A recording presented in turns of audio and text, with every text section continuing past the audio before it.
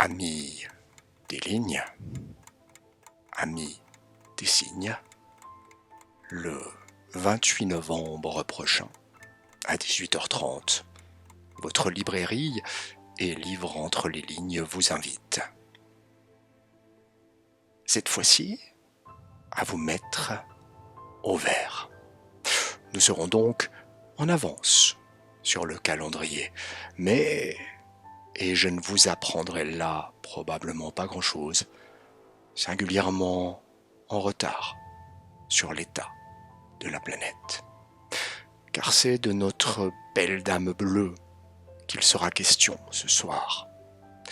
3 livres, 3 auteurs qui tous, alors que de prendre la plume, auraient pu lire dans Terre des Hommes de Saint-Ex les mots qu'il consacra à la terre, aux hommes qui l'arpentaient, à ceux qui la survolaient, au vaste jeu des haines qui se joue ici-bas, au goût d'éternité que l'on ressent là-haut.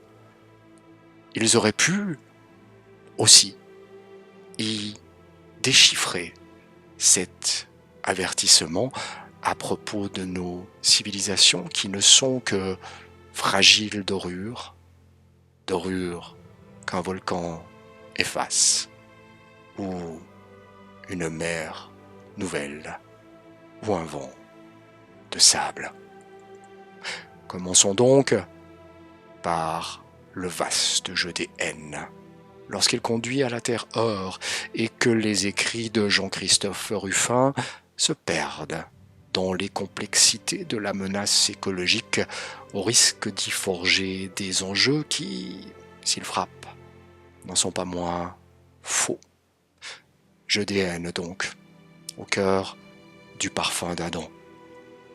Un opus indubitablement bien pensé, mais qui sonne aujourd'hui cruellement bien, devrais-je peut-être dire mal, pensant.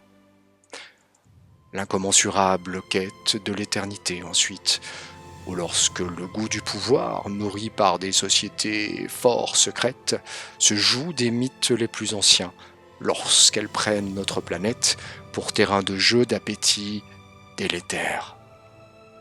Quête d'éternité, goût du pouvoir imprègne les pages de la Vengeance de Gaïa, œuvre de fiction, évidemment, de Jean-Luc Aubarbier, auteur initié comme il se doit. La fragilité des dorures, enfin, qui volent en éclats dans les pages de Chiméra, lorsque la plume de Gert, Nigarthaus, vole au secours de la dame bleue qui se meurt, mais se défend.